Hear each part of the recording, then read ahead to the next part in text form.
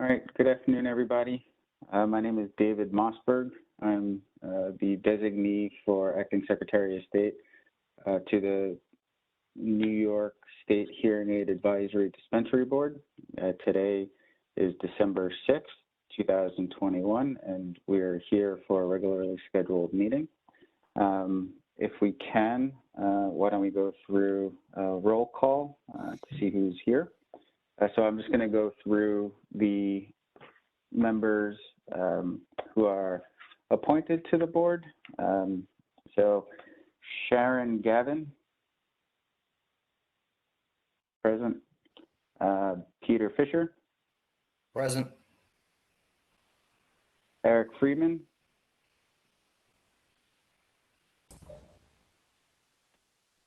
Anna Kim. Jerry Bergman. Present. Ann Orsin.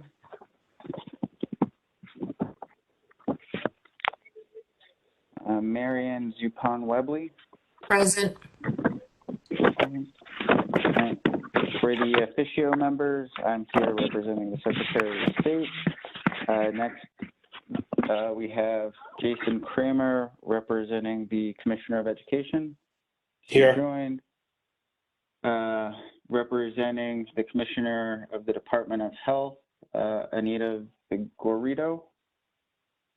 Good afternoon. Representing the Office of the Attorney General, Sudarshana Srivasan. Here, present. All right, thank you. So it appears as if we do not have a quorum for today's meeting, but we can still go ahead with some of the items on our agenda. If we can, we'll go to department and subcommittee reports. Ernest Delaney, if you're on the phone or in the meeting. Yes, can you hear me? Yes, I can hear you. Thank you. Okay. Good afternoon, everyone. A copy of my enforcement report is included in the package to the board today. This enforcement report will cover the period from September 2021 to December of this year. Over that time period, the Department of State has received no new consumer complaints against hearing aid dispensers or businesses. Over that same time period, we've closed a total of 2 complaints. Also, a total of which leaves a remaining 5 complaints which are pending investigation. Of those complaints, 2 complaints allege that the dispenser failed to issue a required refund. 1 complaint concerns unlicensed activity.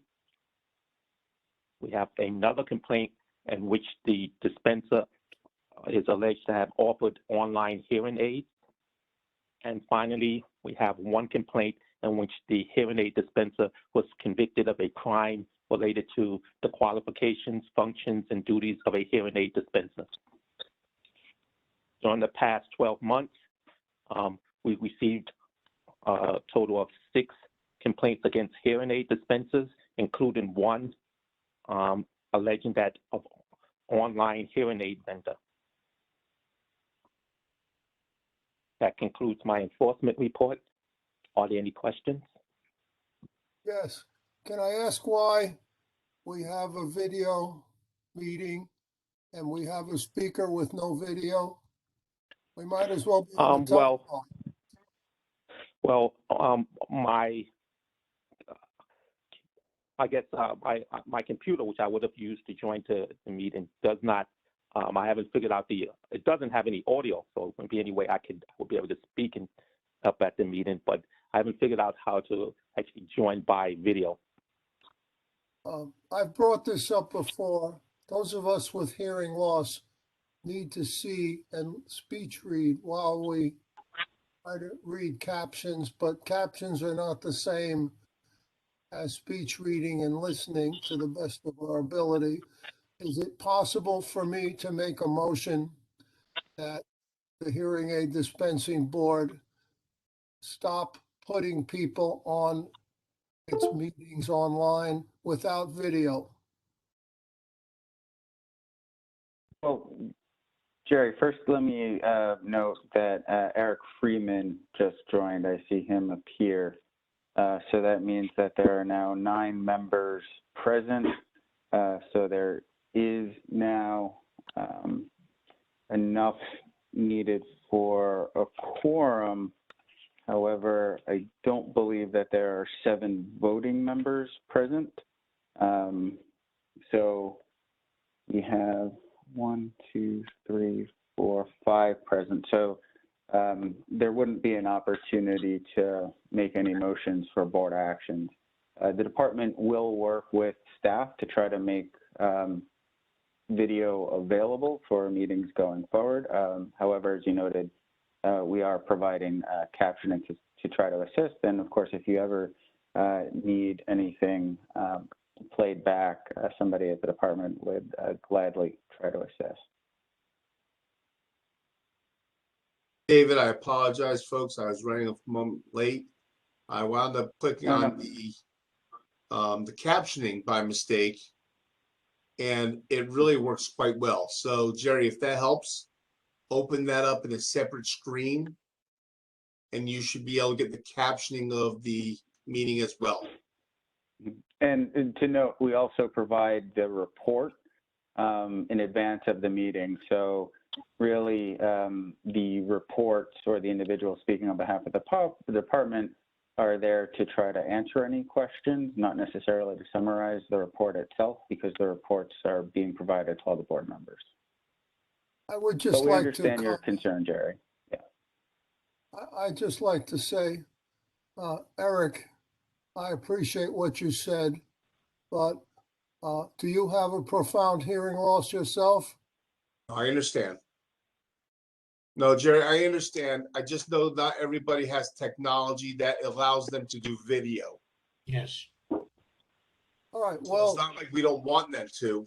We love visual cues, but some people don't have the technology or the knowledge to utilize it. Well, from a technology standpoint, the cost of an external camera is pocket change. yeah, thank you, Eric. Mr. Freeman, again, I don't think we should be taking advice from you. I think that the state has an obligation to do all it can, especially a group that's concerned with hearing aids and hearing loss. And I agree with that, Jerry. so please, I'm going to contact the state's disability rights office and let them know that New York State continues to hold these meetings with people speaking without video. It's just a Thank you, Jerry. shortcoming. Okay. Why don't we continue on? Thank you for your point, Gary. Jerry, we will try to make video available for all of the staff that have to speak at these meetings. The next item on the agenda is the processing report. So Emily Lupi. Wow. Good afternoon, this is Emily Lupi. Included in the materials you were provided, you will find license statistics for November 2020 and November 2021. The report shows the number of aid dispensers broken down by county, a business list broken down by class code or license type, and a report of hearing aid dispensers broken down by type and by county. Please note the 2020 numbers include only licensees and did not include those licensees whose licenses may have expired but were covered by Executive Order 202.11, which allowed individuals licensed by the Department of State to extend the expiration of their license during the state of emergency. That concludes the processing report. Were there any questions? Thank you. Thank you. Thank you, Emily. Next on the agenda is the education report from Allison Lacey. Allison, please. Good afternoon. The Bureau of Educational Standards continues to audit hearing aid dispenser renewals. Those renewals which do not indicate approval code numbers or do not appear to include T-coil, infection control, and New York State and federal law, in addition to the balance of the required hours, are not processed and sent to the Bureau for an educational compliance audit. A renewal license will only be granted when satisfactory proof of education is provided. So far in 2021, 85 licensees have been audited and 53 have complied. 7 licensees did not comply.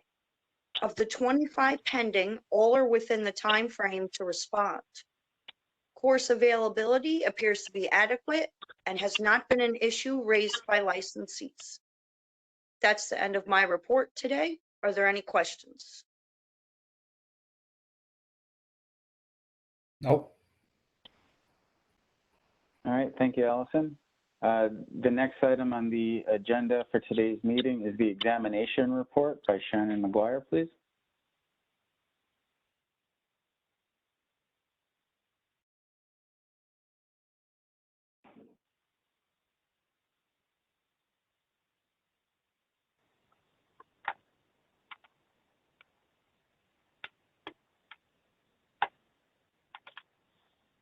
Shannon, are you there?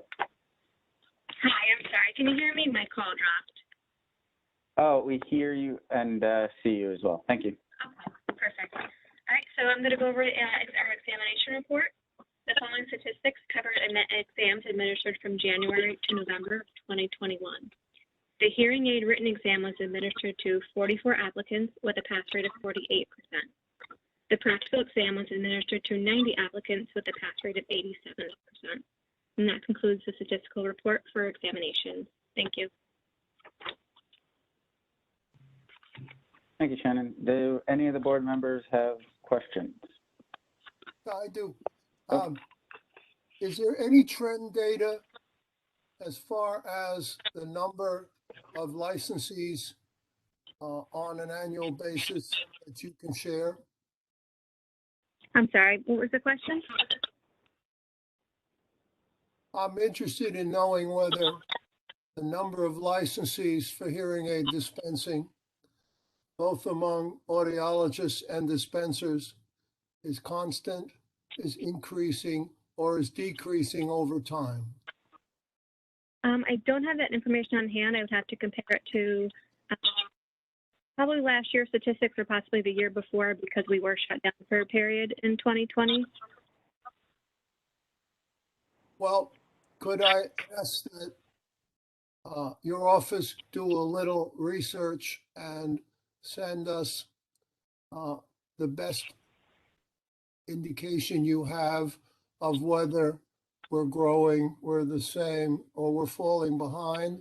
And it's kind of interesting at this point in time because of the advent of over-the-counter hearing aids that won't require a license to dispense. Okay, yeah, we can pull the 2019 statistics. That'd probably give us a better idea than 2020, just because we were shut down from March to July of that year. A few years spread every couple of years would be instructive. Thank you. Okay, no problem. Can you provide those to Denise, and Denise, once those statistics become available, you share that to the entire board, including the ex officio members? Yes. Mm-hmm. Thank you. Okay. Does any board member have any questions regarding the department subcommittee reports before we move on to new business discussion? Are we going to have a report from the over-the-counter subcommittee? No, there's not going to be a report from the over-the-counter subcommittee. However, the next item on the agenda is to discuss the release draft regulations. So why don't we just jump into that if no one has any questions about the reports that were already presented. I'm sure, as the board knows, on October 20th, 2021, the FDA published in the Federal Register proposed regulations regarding over-the-counter hearing aids. There are some highlights of those proposed regulations that I just wanted to share with the board. Obviously, as things progress with respect to the rulemaking and once the FDA releases more information, I think we as a state will have a better idea of how we are going to move forward and try to implement some of those provisions to the extent that we're required to. I know our colleague from the Attorney General is going to speak next and offer some information about that. But obviously, we're all here, and so if there are any questions, be happy to try to address them. So as I said, somebody want to say something? To say that the deadline for public comment is fast approaching. Yeah, I was going to say that the comment period expires on January 18th, 2022. Pursuant to the published notifications, the FDA's current proposed effective date would be 60 days after publication of the final rule in the state register. So for timing purposes, much like our state regulations, when we propose a rule, there's a public comment period. The agency then will evaluate the public comments. There will be an opportunity for the FDA to potentially make changes, further proposed regulations, or move forward with the adoption. Then once they ultimately make their determination to file it according to the current standard or the timeline, the rule wouldn't be effective for at least 60 days following that publication in the Federal Register. According to what the FDA published, the rule principally is to realign the hearing aid classification regulations by sound conduction so that legacy air conduction hearing aids, wireless air conduction hearing aids, and self-fitting air conduction hearing aids will be under one classification of a hearing aid device. Bone conduction hearing aids would be under a separate classification regulation. So what I think that is likely going to mean for the state of New York is that the state definition of hearing aid is likely going to be amended or need to be amended to account for the way the FDA is reclassifying under their regulations what an actual hearing aid device is. But again, it's too early to actually know what's going to happen with the regulation. I think something that was interesting or to note is that in the rulemaking materials, the FDA did go into, I think, a rather good discussion on the distinctions between PSAPs and hearing aids, and also the over-the-counter classification of hearing aid that they're proposing. I know that there's, or at least I believe that there is some consumer confusion potentially about that. And so in the rulemaking, they did go in, I think, at an appropriate discussion about those differences, and also to clarify that those devices which are not a hearing aid but are a PSAP are not subject to any of these regulations whatsoever. Another thing that I thought was interesting is that the FDA in their rulemaking went into multiple examples, which I think is going to be relevant for state regulators, about preemption. I know that we have had to analyze preemptions issues previously in New York, but the federal proposal includes a direct preemption statement, and also in the Federal Register, they offered multiple examples of instances where if any states tried to regulate these devices in some manner, which would add basically in addition to or different from standard, that would be federally preempted. And so all of this is published in the Federal Register. One of the examples is, for example, if a state tried to have a requirement that said a dispenser or an audiologist was present at any establishment that sold OTCs, that would be preempted because it would restrict or interfere with the commercial activities. And so the FDA offers multiple examples, I think, detailing the preemption issue, because I think that there's going to be, I think, some confusion about what these devices are and how they're classified and under what circumstances that they may be available to the public. But at this point, it's still not a finalized rule. There's, I think, still a long way to go. Having worked for, regulatory process previously for this board, I know that there's always the opportunity for changes and delays. And so I think we're just going to have to wait to see what the FDA does. But the Federal Register did go into, obviously, the rule text that they're proposing, but also their supporting materials, I think, are also pretty useful in trying to understand what exactly the FDA is trying to achieve here. Needless to say, the department will be monitoring the Federal Register and for updates from the FDA as soon as they're available.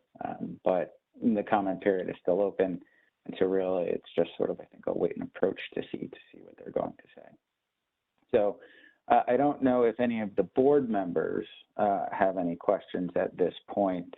I see Jerry shaking his head yes. So Jerry? Well, I just want to understand what you're saying. Thank you for that update. You were speaking about preemption, so the focus is to determine what regulation we cannot adopt given what's been published and enacted by under FDA law, essentially. Is that correct? Sort of, except for the use of the term what's been affected. Nothing has been affected yet. These are just proposals. So we have to wait for the FDA to actually finalize their actual rules, which, as I explained, just from their summary, they're redefining and creating new terms and categories of hearing aid devices.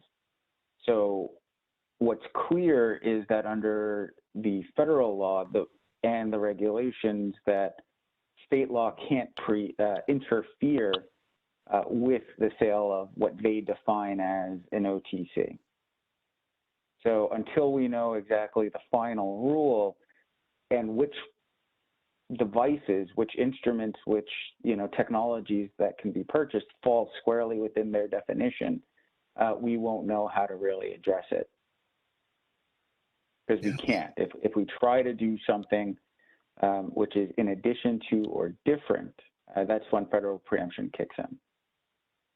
I think it's great, David, that we're mindful of the preemptions, but I think we have to be equally cognizant of what the ruling itself says. For instance, their proposal. Well, Mr. Matson, Mr. Matson, which exceeds OSHA. Okay, Mr. Matson, I'm sorry. This is really an opportunity for board members to address any questions that they might have. It's not opportunity for public comment. So does any board members have any questions? I have a comment. Sure. Okay. I'm hoping that everyone has had the opportunity to read the 127-page proposal. It seems to me that it could be very difficult to digest unless you happen to be a lawyer or a lawmaker. And I do believe that one of the strange things in the proposal is that it seems that the people who are writing these proposals seem to be more concerned about preventing reasonable commerce other than engaging in good hearing aid dispensing. And it looks like it boils down to that when it comes to OTCs, that they wish to allow business to continue as usual because they don't want to discourage business. That's my comment. That's insightful. Thank you for that. Because the spirit behind the law was to broaden the inclusion of as many people as possible with hearing loss in hearing healthcare. So the positive is that somebody starts with an OTC device, they'll go to you a short time later if their hearing continues to decrease or they're not satisfied. David, as maybe an example of what we might be able to work on, any way to tell, for example, if we could require more stringent labeling or wording in labeling and dispensing of these OTC products? No, labeling is generally something that's exclusively subject to FDA authority, in part because it's an instrument sold in commerce and also that they're responsible for the regulations. I did see in the proposal that they do have, again, it's a proposal, it's only a draft of specific labeling requirement. And also there had a particular issue with respect to, I guess, the use or sale of these devices for individuals over the age of 18 and individuals under the age of 18. So, you know, with respect to your question, no, that's something that is, to my understanding, exclusively subject to FDA authority. May I make another comment? Yes, good afternoon again. Okay. As we're approaching the deadline for commentary for the FDA, I think this is the first time in a few years now that I've been on the board that we actually have the opportunity to be in a position to be be advisors for the state of New York in a topic that's come up like this. So how can we get our opinions as a group on the board to put something together to propose it to the FDA for the state of New York, considering the state of New York is one of the largest, most populous states, you know, and the FDA is looking at the state boards to give them information as well? So I think with that, Eric, you know, one, as I said, the comment period is going to expire soon. We don't have enough of a public body to, I think, yet determine, you know, what, if we could give guidance or an opinion, what that opinion would be with respect to the regulation. So one, I don't know it's appropriate just because of the logistics in terms of having an actual consensus among the board as to what it would be. I'd also note that generally, you know, we don't comment on pending legislation or regulatory issues. So I would say certainly in your individual capacities, I know that Jerry, for example, is very involved with public consumer advocacy groups. You could certainly voice concerns that way, but I don't think that this board yet even has a consensus. As Peter said, how many people here have read all 128 pages to actually know what the rule says, that are actually members of this board who have an opinion on what the proposal is. From what I gather from the proposal, OTCs aren't really under our jurisdiction because they aren't considered true conventional hearing aids. And so the discussion of OTCs amongst us may be something that is going to go nowhere because we have no authority over OTCs. OTC is a category of a hearing aid. There are legacy hearing aids and OTC hearing aids. Yeah, but they're classified differently by the FDA, and it's the classification. That's correct, but they're still in that hearing. The PSAP is the only thing that isn't regulated.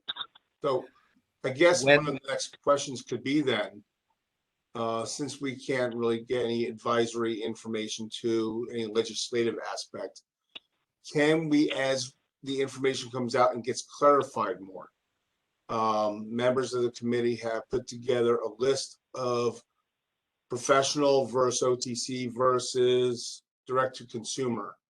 Can we work at finalizing that so that the state of New York does have information that can be handed by dispensers to the consumers about what is going to be the difference between an OTC, traditional hearing aids, direct to consumer, so that people understand that a little bit more. Because besides losing the concept of professional care, it also gives our profession an opportunity to take a step up also. Mm-hmm. So, you know, I think to that point, that's a good idea. And, you know, we did have the OTC subcommittee. Right. And so, you know, we're really waiting, I think, to get more federal guidance. But that is something that the department will be considering again. And so not to sort of jump ahead, but item B on our agenda from our colleagues over at the Attorney General office was a consumer alert relevant to OTC sales. So I don't know exactly whether or not, you know, part of that discussion might be something that you were looking for. But because, you know, the Secretary of State's office, we're responsible for actually issuing the dispenser's license, we're holding off a little bit to get a little bit more finality from the feds on what their rule is going to say before we can advise our licensees, which is a little bit different than perhaps sort of advising consumers generally or the public at large. But it is absolutely something that I know we are interested, Eric, in addressing in the future once we really understand the interplay between the different new classifications or definitions, and also just, I think, generally to alert, you know, consumers about PSAPs, for example. The interesting thing, at least in my opinion, looking at the Federal Register, was, I think, how much time they actually spent talking about PSAPs, which I think is, just an indication about how much potential there is for consumer confusion.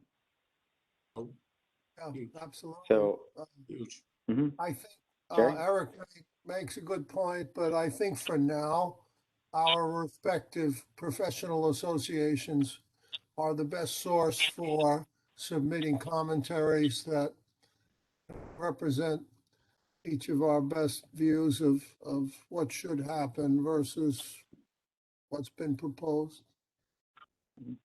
Yeah, that's a good point, Jerry. I do believe that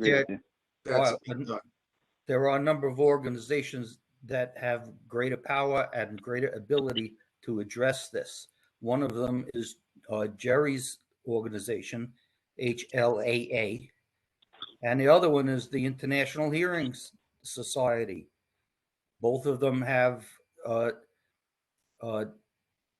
very learned and courageous people working with them, and they, if indeed you want your voice to be heard, then your voice can be heard through organizations like that, and also ASHA and NYLA and organizations that are tailored to alerting the legislators to problems that they think are arising or have arisen.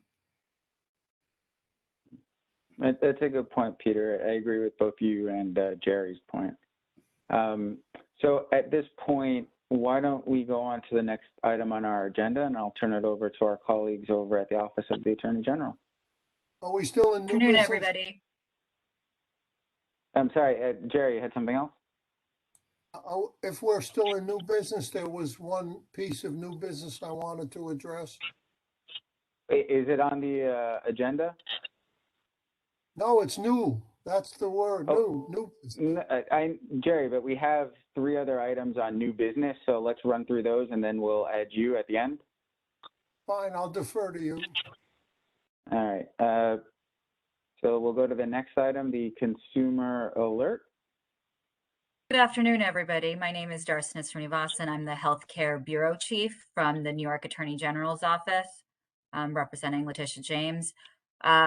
a member of your board brought to our attention that other attorney generals had issued a consumer alert regarding these OTC hearing aids, even though there is obviously no FDA action on them.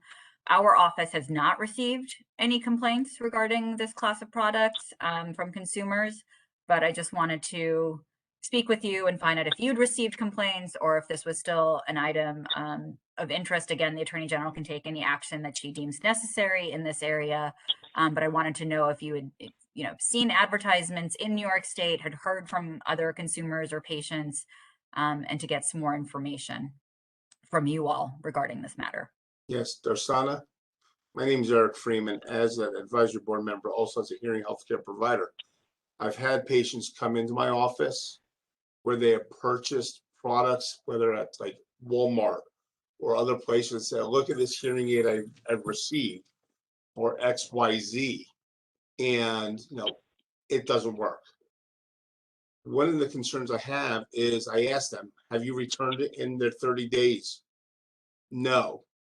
The problem I see, again, my opinion is these products that are coming out, and I think we have to be careful and diligent about this, is if it's not an effective product for that patient, that consumer can now go another 3 to 5 to 7 years before seeking professional assistance from a registered licensed audiologist, healthcare professional as myself. So having that proper classification, I think, is going to be important. But I don't know, they're not going to report it. They're not going to call this attorney general and say, hey, this didn't work. They're just going to throw it in the garbage, put it in a drawer. Meanwhile, these companies are making anywhere from $59 to $500 or $1,000. It's not getting reported, but they're making profit because people are not understanding to call the attorney general in regards to this. As a hearing healthcare provider, someone has a trouble with my product. Last thing I want to do is have my name at the attention of the advisory board, enforcement division. So how can we get that information out there then to consumers? And I think that could be where they're talking about having the attorney general put something out there. Say, hey, listen, if you're having trouble with these products, call us, reach out to us. Because otherwise it's just in a drawer, not getting help. Got it. Thank you, Eric. That's very helpful. I do believe that the purpose of our brochure, which we work so hard in rewriting, is to educate the consumer. But if the consumer doesn't seek the knowledge, then you can't force it down his throat. Right. So somebody who has a hearing problem should do a little bit of homework and discover that there indeed is something from New York State that will guide them on the right path to solving their hearing impairment. Right. Eric, go ahead. I was going to say, Peter, perfect. At my office and the group that I work, we provide the pamphlet from the advisory board, New York State, hearing aid guide. That gets turned out. But we got to get some information from New York State, whether it be the warning like we're talking about. Maybe it could be placed in some of the larger regional newspapers, warning from the Attorney General of New York State to look out for these issues. Because people are not reaching out and doing homework on the notes. Someone's putting something up here. Yeah. Me. Is this the pamphlet we're discussing? Is that what's happening? I don't know. All of a sudden I see something. I don't know what it is. I assume this is in reference to the pamphlet that you and Peter have been discussing, Eric. Maybe that's to share that content. This says you are medicine. Yeah. Okay, I'm not okay. Maybe this is not it. I don't have control. Is there anybody else who has similar patient stories or has seen these advertisements or would like to weigh in? Year ago, I've had patients come in with these products and, they're being sold as hearing aids. And unless a patient or a consumer complains, there's no enforcement. what can New York State do to be proactive on that? Driving down the highway, everybody's going 80 miles an hour. They're all speeding, but unless there's a police officer to enforce the rules and pull somebody over, everybody's just going to go on their own merry way. And that's, I guess, how can we be proactive to get the proper care for our hearing impaired community? Barsana, this is Jerry. The question that's being asked, I think, comes down to, as Eric put it, we're asking, can the state be proactive rather than reactive? That in part has to do with David's analysis of where we are on the road to this becoming law, rulemaking, etc. The state, Darsana, I believe, also has a Department of Consumer Affairs. I know your office is more strictly concerned with enforcing the law. I wonder two things. Can your office send out an advisory to hearing aid dispensers, audiologists, that say, please let us know if you encounter somebody or you come across an instance where there may be a violation? And number two, can the dispensing board and the Department of State try to get the State Division of Consumer Affairs to look into this issue at some point so they can put out consumer literature and advise us so we can revise our own literature, again, so we can be proactive?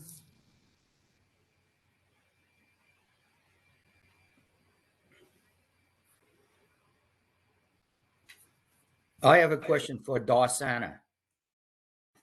Well, Okay. let me just quickly address. So Jerry, we can send out a general public consumer alert to all members of the public, which would include audiologists and other, members of this board and other licensees, alerting them to this issue and asking them to report anything they've heard. As I mentioned, we have not received any complaints. We could potentially issue that alert and that, a public advisory. So that could happen. I can't really answer the second part of your question. That's a different part of the state. I'm wondering if the Attorney General's office engages in investigations based upon the number of complaints or stories or things that they hear about all sorts of different problems in New York State. And one of the reasons that hearing aids haven't been addressed is because they don't really have a considerable impact upon the lives of a lot of people in New York State. So the Attorney General has a lot more to do than just wonder about OTC hearing aids. It's a matter of, again, we mentioned that we have not received any complaints. We appreciate that this board has, brought this issue to our attention and alerted us to the fact that it has been a problem in other states and that they have received a volume of complaints such that they have issued, a consumer advisory in their own state. That's not been what we've seen. We're still, interested in potentially issuing such an alert. I just wanted to gain more information. It's, very useful for me to hear, from Eric that, he's had patients who have dealt with this issue, that you've seen advertisements, whether to yourself or to colleagues or to friends or family, that this is a problem here. So that's useful information for me to know. But again, we haven't received any complaints as an office. Oh, that's Is there a way maybe encouraging. a hotline could be set up and easy access to your office from professionals and consumers? We have a consumer fraud hotline. We have a general inquiry hotline. All of those track to the same place and can be searched in the same manner for identifying these complaints. So that already exists. We don't need a new system. That the current system will funnel these to the David, I appropriate have a location. question then regarding that. Is there any way to have it linked? Because when people look up hearing aids, they're going to go to the Department of State, and that might be a way to access that as well. People are looking up hearing aid information. And if there was a way to have somebody respond to the Department of State or directly to the Attorney General's office if they had a concern along a product like that? I mean, all of this consumer fraud information is on our website. Filing an online complaint, making a phone call, all of that is available for a multitude of complaints regarding a multitude of services and products offered here in New York State.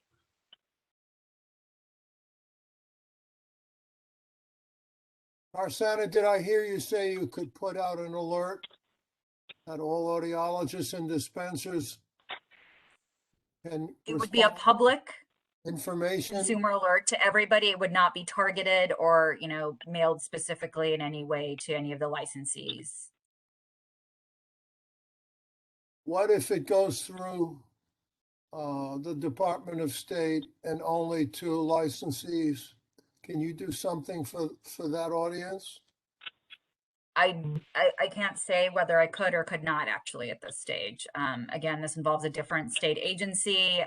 Again, we have not received complaints. It's not really deemed a huge problem right now to invest those resources right now. Okay. Well, thank you for that update.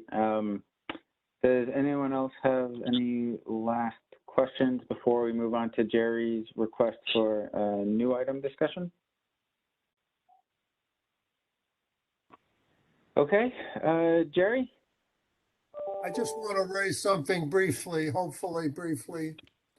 I've brought this up before, which is that New York is one of only 12 states that has no state agency for the deaf, blind, and the hard of hearing.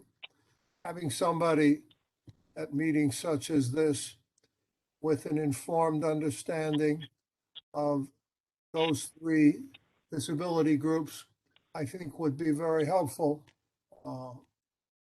We've had a couple of hearings recently where accessibility has been a big issue, and it all kind of boils down to the fact that New York State really hasn't been all that well attuned to the needs of people who are deaf or have hearing loss or deaf blindness issues. So in my investigation, some of the issues that have come up have had to do with licensing, number one, of cart providers, and number two,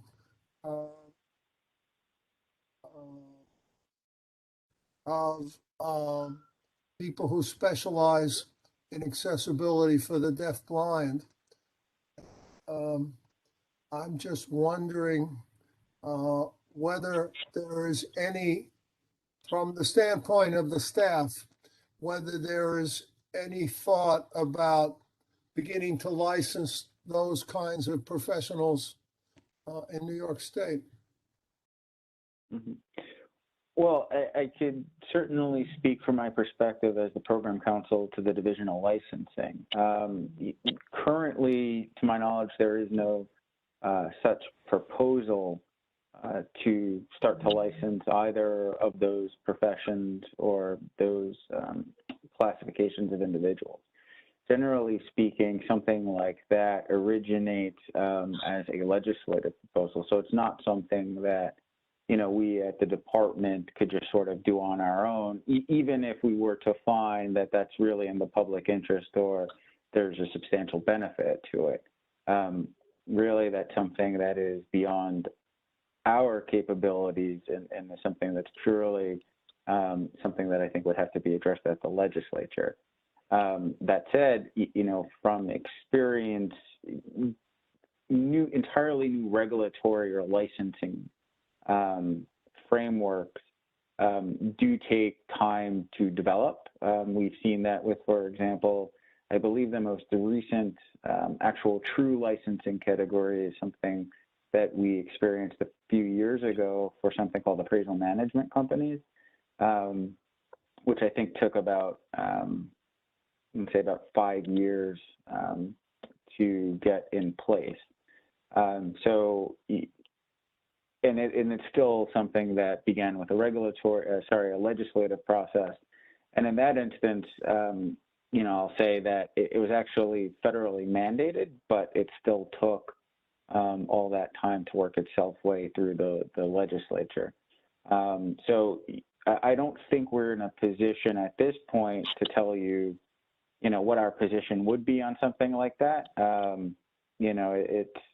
It's something that I think we are very well equipped at licensing and regulating professionals. We, I believe, have somewhere close to like 800,000 over 30 different types of licensing categories. So, if we were tasked with licensing this type of category, I think we would do it, and I think we would do it very well, just because we have a good team here at DOS. But I don't think we're in a position to speculate on like if that's a good idea or if we could do it or not do it. It also depends on sort of what the proposal actually looks like. The other group that I meant to mention are ASL translators or interpreters. And I believe there is a bill. There are lots of bills, as you know, of course, kicking around Albany that gather dust. And this might be one of those, but there is a bill that would require, I believe, ASL interpreters to be licensed. And I think we'd like to see maybe a more comprehensive bill. We consumers, a more comprehensive bill that would license both without further restricting the very limited supply of people who are qualified to provide those services. So it's a tricky thing. I just wanted to get a sense. I see Eric has his hand up. Just a small thought, if this helps, Jerry. I have several patients that were referred to me from the New York State Commission for the Blind. Also, in the past, I've had Access VR refer people to me. New York State does have some resources to assist the hearing impaired community. I would like to see more of that, of course, in the education coming from the Department of Education through our physicians, to make sure people aren't being told comments such as your hearing's okay for your age. But that's a whole nother ballgame. We've talked about that in the past. I've also had the pleasure of working with some patients where I've had to reach out to, in my region, the Southern Tier Independence Center, where they provide interpreters, ASL interpreters. And as a provider, my office is required to pay for those services when they are requested and needed. So I think if there's a way to get the information out there so that people are more aware of what New York does have to offer, I think that's one part. But I still strongly feel, what can we do as a board, if anything, to get other healthcare facilities to give that recommendation of get a test? And my response is, unless we have an agency in Albany that represents us, we're not going to be able to make those kinds of grassroots or detailed policy and practice changes from city to city throughout the state. If you're not familiar with what state agencies for the deaf, hard of hearing and deafblind are doing around the country, some of them are doing amazing work in the area of education and in the area of service delivery. So that's what we're working toward, and we'll keep you posted. Jerry, I have a question for you. Does the New York chapter of HLAA engage the services of a lobbyist?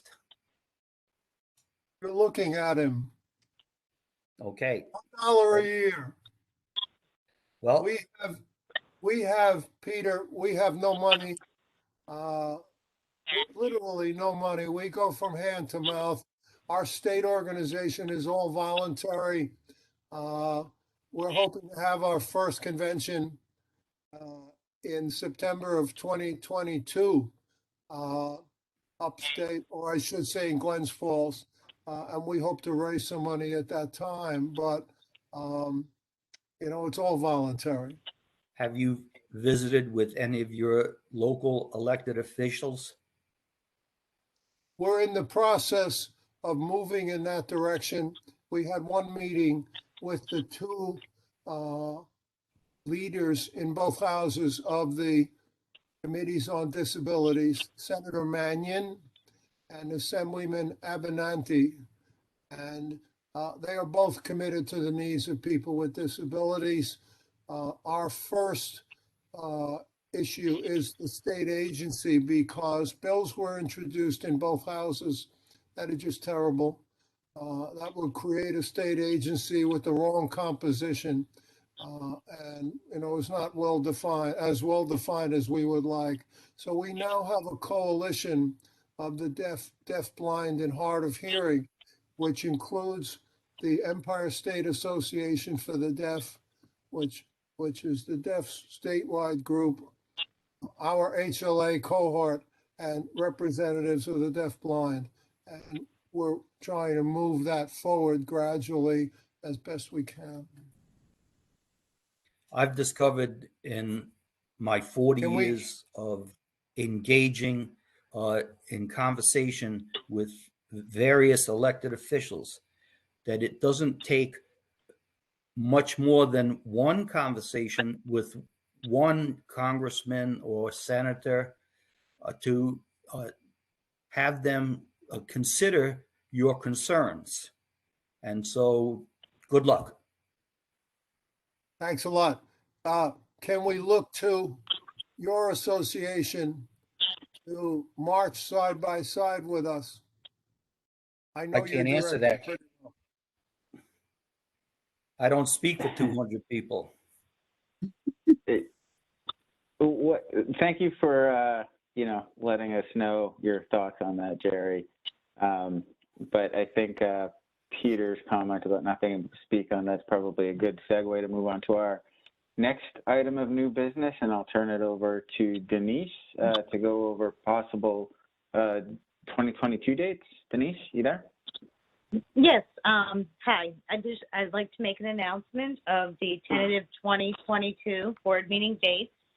They are as follows: Monday, March 21st at 1 p.m., Thursday, June 2nd at 1 p.m., Thursday, September 22nd at 1 p.m., and Monday, December 12th at 1 p.m.